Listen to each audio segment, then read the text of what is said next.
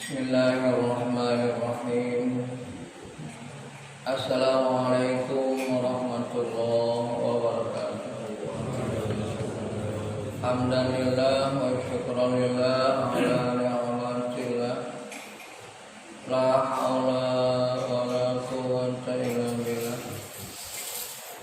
Usini wa iyyakum bittaqwallah faqad faza man ittaqa wa khaba man taqwa. Allahumma rabbi ishrah li sadri wa yassir li amri wahlul 'uqdatam min lisani yafqahu qawli. Allahumma iftah lana hikmataka wa ansur 'alaina min khazaini bi rahmatika ya arhamar rahimin. Subhanaka la 'ilma lana illa ma 'allamtana innaka antal 'alimul hakim. Sadaqallahul azim. Jamaah taklim subuh Ahad yang berbahagia. Mudah-mudahan taklim kita ini menjadi jalan kita untuk mendapatkan hidayah, rahmat dan inayah dari Allah Subhanahu wa taala. Amin. Dan menjadikan penambahan kekuatan iman dan amal, insyaallah bin'ilmin nafi'. Sebelum kita ngaji, agar apa yang menjadi harapan ngaji kita dikabulkan oleh Allah Subhanahu wa taala, mari kita istighfar terlebih dahulu nantinya. Kemudian kita bacakan suratul Fatihah dan mungkin sedikit kita membaca salawat kepada Rasulullah SAW. Mari kita istighfar. Astaghfirullahaladzim, astaghfirullahaladzim, astaghfirullahaladzim. Barakatul suratul Fatihah. A'udzu billahi minasyaitonir rajim. Bismillahirrahmanirrahim. Alhamdulillahirabbil alamin. Iyyaka na'budu wa iyyaka nasta'in. Shiratal mustaqim. Shiratal ladzina an'amta 'alaihim ghairil maghdubi 'alaihim waladdallin. Kita baca salawat sebentar ya Pak ya. Sallallahu ala Muhammad.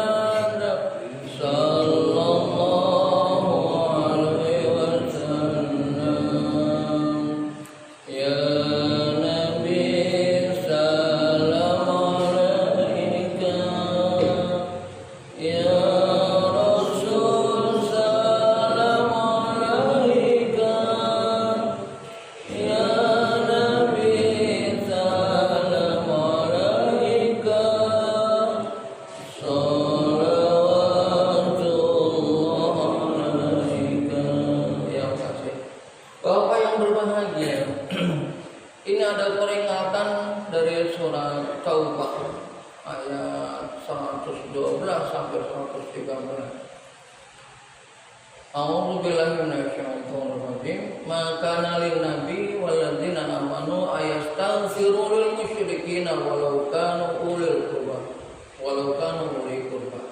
min ba'di ma tabayyana lahum annahum ashabul jahim. Wa ma kana istighfaru Ibrahim li abihi illa maw'idah wa'adaha iyyah falamma tabayyana lahu annahu aduwwan lillah tabarra'a minhu inna Ibrahim la'awwahun halim.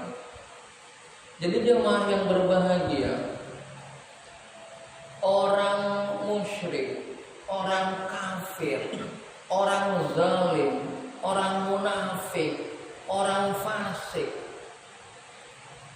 itu jangankan amalnya diterima jemaah, kita mendoakan saja dilarang. Mendoakan mereka dilarang. Bahkan yang diajarkan oleh Allah Subhanahu wa kepada kita yang sudah sangat masyhur oleh para ulama. Kalau kita membaca nama Nabiullah Muhammad Sallallahu Alaihi Wasallam itu menggunakan Sallallahu Alaihi Wasallam. Membaca nama Nabi Allah itu pakai alaihi salam. Arti keselamatan bagi mereka, bagi beliau. Bahkan ketika membaca para sahabat itu menggunakan radhiyallahu anhu dan lain sebagainya. Mudah-mudahan Allah meridhai dia. Tapi bagi yang membaca Fir'aun, Namrud dan lain sebagainya itu harus dengan laknatullah alaih. Mudah-mudahan Allah melaknat dia. Apa ini tujuannya? Kenapa harus seperti itu? Dalam surat Taubah itu begitu. Allah menyatakan begitu. Tidak pantas maka lin nabi waladina amanu, tidak pantas bagi nabi dan orang-orang yang beriman untuk memohonkan ampun kepada orang-orang musyrik. Sekalipun yang musyrik itu adalah sanak kerabat kamu terdekat, walau kana uli qurba. Mimba liman tabayyana lahum, ketika dia sudah tahu bahwa Islam itu sebagai sebuah petunjuk. Kenapa? Karena sesungguhnya yang pasti bagi dia itu ashabul jahim adalah mendapat atau tempat dia itu pasti neraka jahim. Dialah yang mempunyai ashab, yang mempunyai al-jahim, neraka jahim. Kemudian terangkan. Nah, kriterianya apa? Wa ma kana istighfaru Ibrahim li abihi illa ma'amma mawadah. Adapun permohonan ampun Nabiullah Ibrahim alaihissalam kepada ayahnya itu karena karena janji beliau yang akan selalu menyayangi ayahnya, yang selalu mencintai ayahnya, yang sangat mengharapkan ayahnya untuk kembali ke jalan Allah. Karena ayat sebelumnya itu at-taibuna al-'abiduna al-hamiduna as-saihun. Wa'adaha yang telah dijanjikan oleh Nabi Ibrahim kepada Nabi Ibrahim kepada ayahnya. Iya kepada ayahnya. Falamma tabayyana lahu, ketika telah jelas ternyata ayahnya annahu sesungguhnya dia adullillah, musuh Allah. Tabalamin, maka Nabi Ibrahim pun melepaskan diri dari doa yang disampaikannya. Inna Ibrahim, karena Nabi Ibrahim awahun alim, dia itu sangat penyantun, lagi sangat penyayang gitu ya. Halim itu juga salah satunya artinya penyantun, penyayang, sangat kasihani gitu. Jemaah yang berbahagia, jadi kita harus menjaga diri, berusaha untuk tidak kafir,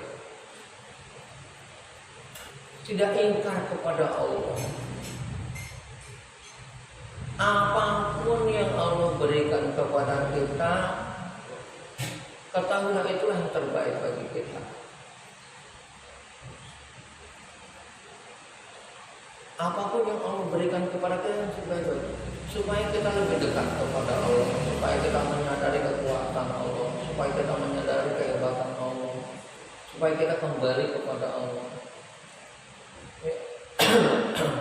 Bahkan kalau kita melihat kembali kepada permohonan ketika kita akan dibangkitkan dalam waktu sejenak saja, itu fa'asodaku agar kita bisa bersaudara, bisa beramal soleh, bisa mengingat kembali kepada Allah. Jadi hindari musyrik, hindari kemusyrikan, menduakan Allah. Wa ilahukum ilahu wahid. Tuhan kamu Tuhan yang satu yang menyatukan. Sehingga Allah itu ahad, tidak ada duanya, tidak akan pernah ada duanya. Walam yakul lahu kufuwan ahad.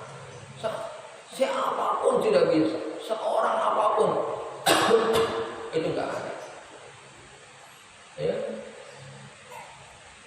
Wa ilahukum ilahu wahid.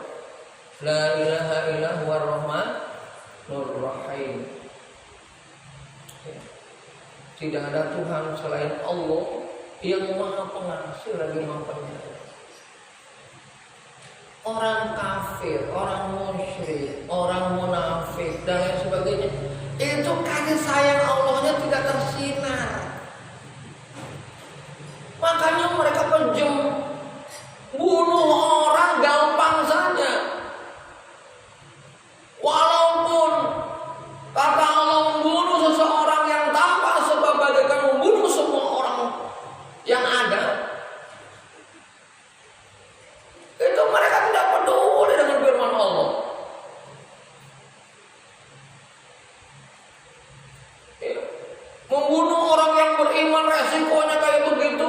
Wa may yaqtulul mu'minina muta'ammidan fajazahu jahannam khalidina fiha wa ba'u bi ghadabin minallah wa la'anahu wa adzabahu bil azabi muhin. Itu loh. Saya seperti itu. Siapa yang membunuh seorang mukmin, maka dia akan mendapatkan neraka yang selamanya dia di sana, dan dia kembali kepada Allah dengan kemurkaan Allah, dan dia dilaknat oleh Allah, dan dia akan diberikan azab yang menghinakan dia.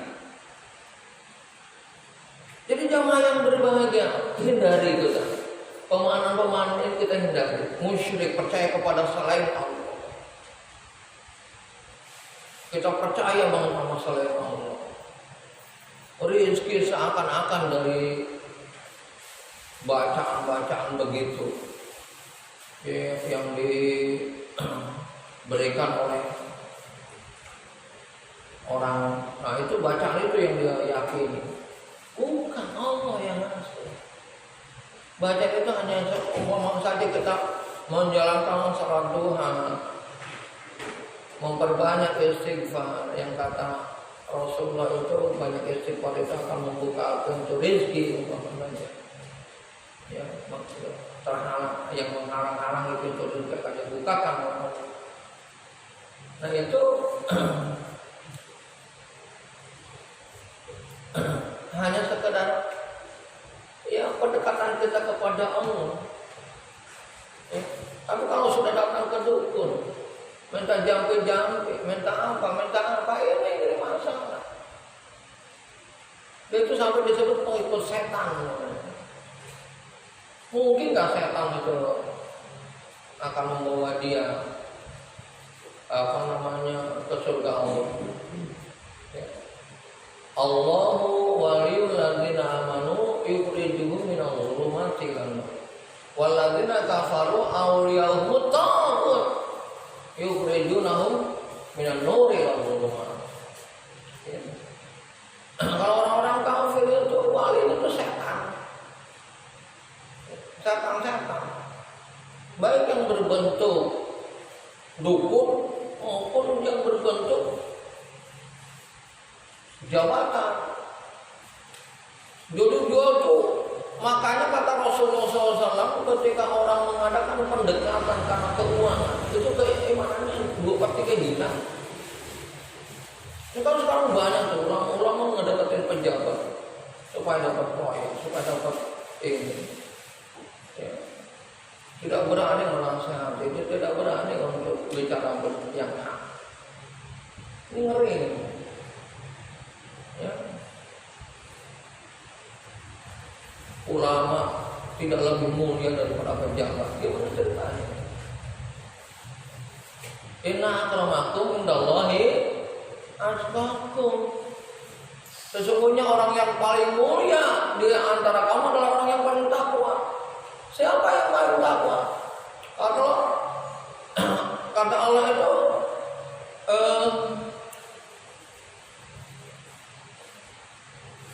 bahwa orang yang berilmu itulah yang paling takut kepada Allah. Innama yakhsyallaha min ibadihi al-ulama. Sesungguhnya orang yang paling takut kepada Allah itu kalau kita punya ilmunya. Minimal bahasa mudanya ulama itu ada rasa takutnya kepada Allah. Ya. Sedikit aja pasti ada. Karena dia tahu bagaimana azab Allah, bagaimana beratnya nanti di sana. Tapi kalau belum masuk, ulama yang kayak Akil Siraj, yang katanya agama tidak membentuk moralitas, kan bego banget. Moral budaya yang mempengaruhi manusia itu moral budaya bukan agama. Allahu Akbar. Ini mohon maaf jemaah yang berbahagia. Kita jangan sampai terpedaya orang-orang seperti itu. Makanya Imam Ghazali jauh-jauh hari sudah mengarang kitab Al-Maghuri. Salah satunya adalah membahas bahwa para ulama itu banyak yang maghrur juga, banyak yang magharraka bi rabbikal karim alladzi khalaqaka wa sawwaka fa'adala. Karena apa? Dia kok bisa terjebak untuk tertipu ya, bi rabbikal karim kepada Allah yang Maha Mulia. Jadi jangan yang berbeda seperti itu.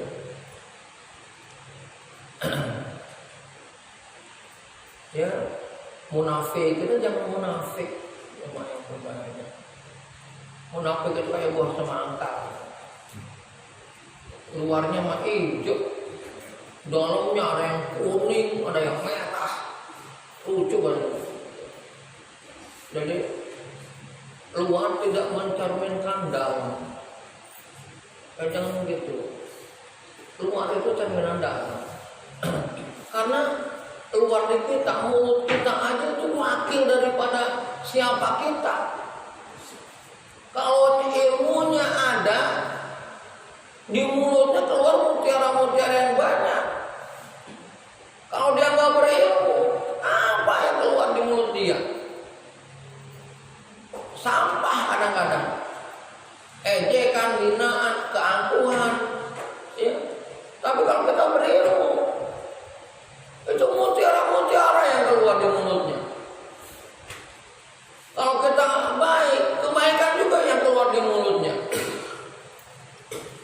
Harapan kebaikan yang keluar dari mulutnya. Ya. Tapi kalau kita orang jahat, begitu juga. Ngerumpi, ngomongin orang, ngejelekin orang, ya dan lain sebagainya. Sulit banget bicara agama ketika kumpul dengan orang lain. Sulit gitu, inginnya cengangah-cengenges saja gitu. Bahasa Jerman itu cengangah-cengenges. Apa cengangah-cengenges PRT? Cengangah-cengenges. Ya. Ngerti nggak cengangah-cengenges Pak? Ini mohon maaf nih. Apa mau boleh cengangah-cengenges tuh? Pak RT tuh yang ahlinya tuh, pura-pura tidur dia. Ya. Cengangah-cengenges saja kalau ketawa aja. Hah? Apa kata? Ketawa aja. Ketawa aja. Tapi kalau sebenarnya bukan ketawa aja, kalau ketawa aja mah repot juga. Ya. Nah. Ya, jadi jangan yang berbahagia seperti itu. Jangan menjadi munafik, jangan zalim kepada orang lain. Nggak usah zalim kita. Ya, ini zalim banget. Ya, sebagaimana sekarang gitu, pemerintah zalim banget. Ya Allah, ini mohon maaf jemaah. Kiai meninggal nggak didoain. Bagian orang Kristen meninggal datang buka sepatu. Doain. Allahu Akbar. Ya. Ulama meninggal nggak ada belasungkawanya. 6 laskar meninggal nggak ada belasungkawanya. Bagian orang Kristen meninggal, waduh baca doa. Ini apa ini? Gak ngerti banget dia. Bahwa mendoakan seperti itu kan sia-sia.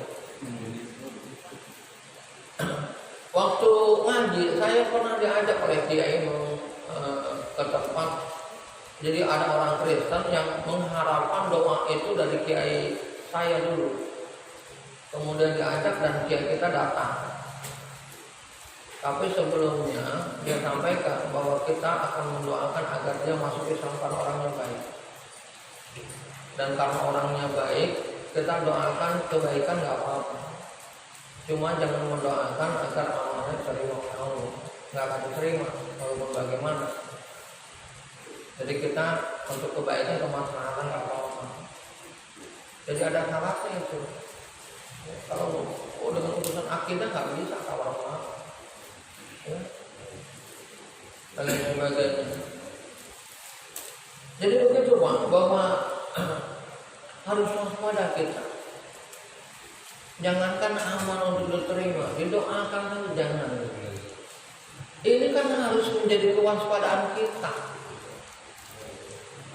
Artinya mendoakan kalau hanya untuk agar dia berhenti dari kezalimannya, agar dia taubat atas kemunafikannya, itu lain cerita. Itu yang diharapkan. Apalagi kalau kita sampaikan bagaimana cara menyampaikan yang terbaik, ya, dan lain sebagainya. Ya, terus juga itu juga jangan apa namanya fasik kefasikan, ngomong main celang-celok, ya. Kalau ngomong nggak jelas juntrungannya kemana itu fasik kok.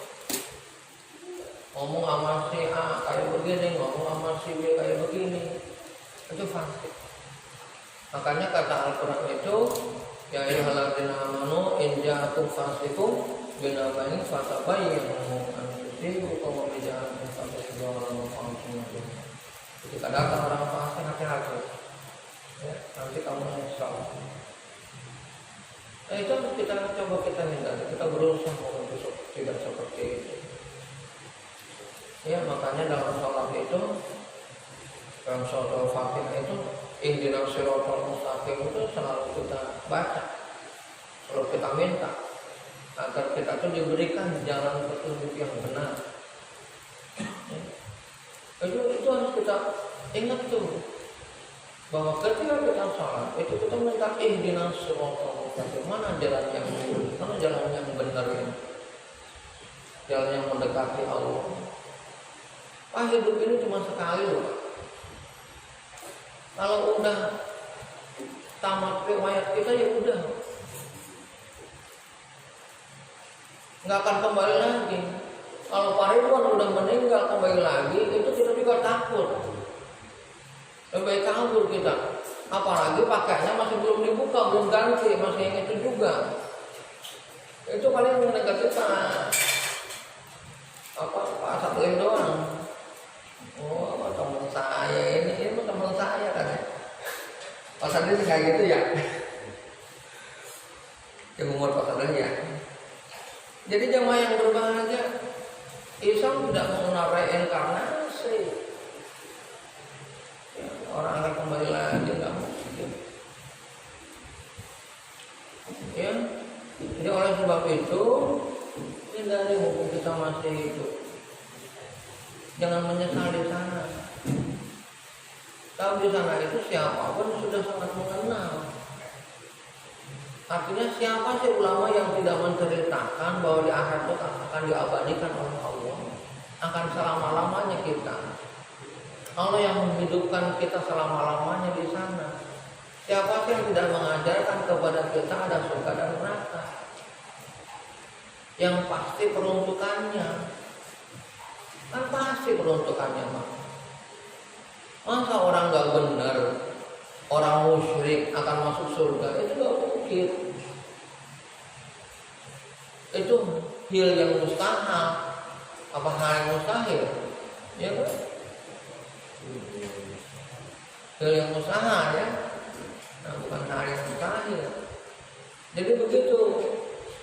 Kalau kita udah berjuang, sebab udah janji Allah, fa'amman sakulan mawazinu fahuwa fi syakirnya. Tapi wa amaman khafat mawa zinu fa'umuhu awiyah wa amara kamaya narun hamiyah. Itulah janji Allah. Gak mungkin Allah ketika Rasulullah ditanya apa itu agama, adinun nasihah, kata Rasulullah. Agama itu nasihat. Liman ya Rasulullah? Untuk siapa nasihat itu ya Rasulullah? Lillah, bagi Allah juga tuh. Wali rasulihi walil mu'minina. Bagi Allah, bagi Rasulnya, dan bagi orang-orang yang beriman. Jadi terikat oleh perjanjian itu, oleh nasihat-nasihat itu. Ya. Nah, jamaah yang berbahagia termasuk bagi orang mukmin. Orang mukmin itu apa nasihat cepat mau dia. Tapi orang kafir apa nasihat? Masya Allah. Ya. Orang mukmin itu fadzakir innamal dzikra tanfa'ul mu'minin. Beri nasihat itu akan sangat bermanfaat bagi orang mukmin. Tapi orang kafir ini sawa'un 'alaihim anzartahum am lam tunzirhum la yu'minun. Berbusa mulut lu juga tetap akan beriman nih. Contoh bagaimanapun diberikan nggak akan mikir dia. Itu kalau nggak beriman, repotnya itu begitu. Dinasihatin makin double gue. Masih kagak mikir. Ya.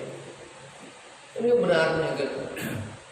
Ya, walaupun nasihat yang penting itu bukan nasihat yang penting itu nasihat bil hikmah. Ya. Dengan perbuatan, dengan contoh, dengan itu nasihat yang utama. Jadi jamaah yang berbahagia ini yang perlu saya sampaikan gitu agar kita waspada. Ya. Dan yang paling penting jamaah yang berbahagia karena di sini yang tidak akan diterima doa-doa itu kepada orang yang aduan lillah, yang musuh kepada Allah. Maka siapa sebenarnya realisasi orang musuh Allah itu? Realisasi seseorang akan menjadi musuh Allah. Dalam surat Asy-Syura ayat 13 diterangkan secara langsung din bahwa Nabi Muhammad wa Nabi Isa wa Musa wa Isa an aqimud din wa la tafarraqu fi. Ya. Diwasiatkan kepada kamu yang juga pernah diwasiatkan kepada Musa, ya, terus Ibrahim, Isa dan sebagainya. Nah, itu menegakkan agama Allah dan jangan cerai-berai dalam menegakkan agama Allah. Jangan mudah cerai-berai. Ya, menegakkan agama Allah, membantu agama Allah agar tegak, membantu agama Allah agar menang. Yuzhirahu 'ala dini kulli, dari agama-agama yang lain. Ya. Jadi kita harus, dan jangan cerai-berai. Jangan ada kepentingan apapun dalam menegakkan agama Allah selain ketaatan kita kepada Allah. Tidak bisa kita ada kepentingan lain. Kepentingan kita hanya ibadah. Inna sholati wa nusuki wa mahyaya wa mamati lillahi ta'ala lillahi rabbil alamin. Itu saja kepentingan kita, nggak ada lain. Itu yang paling mahal, itu yang paling luar biasa, itu yang paling hebat daripada kepentingan lain. Ini menegakkan agama dengan kesombongan, dengan merasa diri berilmu, dengan merasa diri berpengetahuan, dengan merasa diri punya kemampuan, punya kapasitas, punya kelebihan harta dan lain sebagainya. Tidak bisa. Dalam menegakkan agama harus dihindari seperti itu. Karena yang paling tinggi adalah ketaatan kita kepada Allah Subhanahu wa taala. Dan jangan cerai-berai, nggak boleh cerai-berai. Bahkan innallaha yuhibbul ladzina yuqatiluna fi sabilihi shaffan ka'annahum bunyanun marsus. Berjuang di jalan Allah itu bersaf, ya, bagaikan satu bangunan yang tidak akan pernah runtuh, ya, seperti bangunan yang sangat kokoh, ya, begitu. Jadi jamaah yang bertugas sekali lagi menegakkan Islam. Seperti kita nih membangun agama Allah melalui masjid, silakan. Tidak boleh cerai-berai, nggak akan maju nih. Contoh sebentar lagi kita mau menjelang Ramadan, pakai kesempatan kegiatan-kegiatan untuk yang positif, ya. Mungkin minggu depan setelah minggu, karena badan saya ini kurang tahu nih ya, saya mau doa aja nih, badan kadang-kadang lelah banget, kayak lemas banget kayak gitu, ya. Mudah-mudahan cepat pulih. Akhirnya kegiatan-kegiatan yang saya hadiri, ya. Karena sebentar lagi Ramadan, kemudian Isra Mi'raj, jamaah saya kadang-kadang berpikir kemana saya ngobrol dengan Pak Budi. Kenapa Isra Mi'raj itu kita pentingkan? Karena ini peringatan. Peringatan itu harus kita selalu baca. Isra Mi'raj itu dikenal dengan awal hijrahnya Rasulullah. Ya. Itu peringatan tentang bagaimana Rasulullah diisrakan dan dimi'rajkan. Ya, kadang kita nggak tahu bahwa Rasulullah itu banyak sekali mukjizatnya, banyak sekali syafaatnya, banyak sekali kelebihan. Ya, kita sering tidak mengenal itu. Nah, kita coba peringatan walaupun pandemi, bagaimana supaya ya berjalan apa adanya gitu loh. Di mata Allah gimana sih kita kok lebih takut sama pandemi, sama corona daripada itu? Kita tidak yakin bahwa solusi itu sebenarnya agama gitu. Solusi itu sebenarnya agama, bukan yang lain. Ya, iman itu mereka juga mengaku kok. Yang penting itu pertama iman. Dengan iman akan ada imun. Dengan iman akan ada aman. Itu mereka mengaku. Kenapa kita ragu? Kita yang menjalankan iman kok ragu? Nggak usah ragu lah, ya. Dan alhamdulillah kita sudah membuktikan akad nggak diangkat, nggak ada jarak. Dan kita tidak, kalau lagi sholat ya saya sekarang banyak sekali nggak pakai masker juga. Tapi alhamdulillah kan, ya silakan aja mau pakai masker, mau nggak silakan, kita nggak ngelarang. Kita nggak pernah ngelarang gitu, silakan keyakinan masing-masing. Tapi Allah memperlihatkan dulu Jumatan itu ketika masjid di mana tutup, ini sampai jauh banget. Apa ada masalah? Kan nggak ada masalah.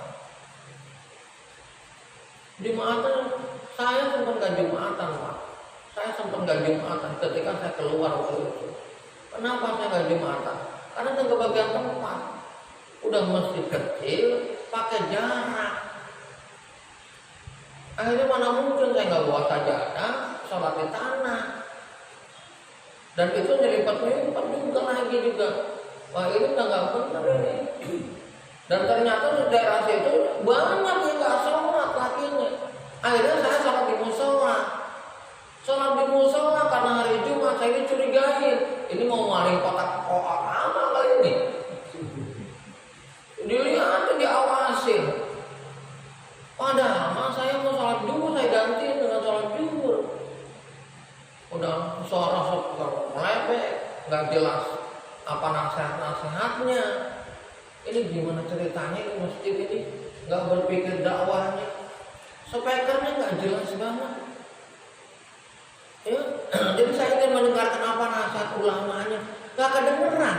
Jadi saya mau sholat Jumat gimana ceritanya? Udah, ya Allah jaraknya itu maka disiram gitu ya. Allah Akbar. Ya. Ini kalau orang akhirnya nggak cinta masjid, nggak pada sholat Jumat, siapa yang dosa coba? segini untuk katakanlah RT 11, RT 1 aja. Ini kalau mereka pada sholat Jumat semua penuh nih Pak Budi. Belum ada berapa? Di tempat saya juga begitu. Ini termasuk gede Pak sih. Saya masih kecil setengahnya ini udah pakai jarak, pakai halaman. Memang ada atasnya, tapi atasnya ketika saya cek udah sama. Ya gimana nih saya sholat? Karena saya coba diri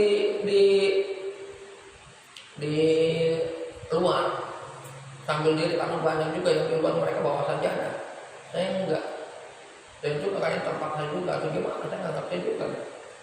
Tapi akhirnya bahasa saya pas keluar ya banyak yang nggak sholat akhirnya. Coba bayangin, bagaimana kalau mereka nggak sholat sengaja, muta'ammidan? Ya, Allah. Ini mohon maaf ya Pak ya, saya hanya ingin mengokohkan keimanan kita saja kepada Allah supaya kita yakin kepada Allah. Ya. Kalau ini corona dari Allah, jundullah, pasti ada hikmahnya. Nanti kita bahas lagi nggak apa-apa dah. Ya, supaya kita ngerti banget jundullah itu apa. Ya. Kita buka ayatnya, ada kok ayatnya. Karena siapa nggak ada? Saya pernah sampaikan Jumat ketika awal corona. Baik Bapak sekalian, mudah-mudahan Allah mengampuni segala kesalahan kita. Jadi sekali lagi teman-teman ini akan berpikir bagaimana kita melaksanakan Isra Mi'raj, penutupan pengajian serta persiapan Ramadan. Karena Ramadan ini harus kita jadikan amal betul. Anak remaja ini udah nggak sekolah itu mainnya HP Pak. Ngomongnya nggak terkontrol, ibadahnya nggak terkontrol. Saya nanti mau bicara dengan santri juga, bisa nggak santri untuk diturunkan, ya? Karena kalau nggak nyantren, aduh Allah Akbar. Nyantren berat itu, ya. Tapi kan mending gitu. Kalau di rumah kan HP mulu. Kalau orang malam itu nggak saya buat ini nih, memang untuk pancingan juga supaya mereka kesini daripada di depan jalan ganggu orang. Buat pancingannya di belakang sini.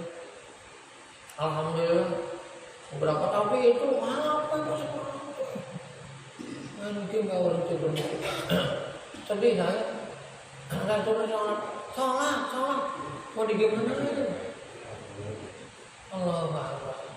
Ayolah, mudah-mudahan ini Ramadan bisa cinta kita kepada mereka kita penting. Billahi taufiq hidayah wa inayah wa al-fatihah.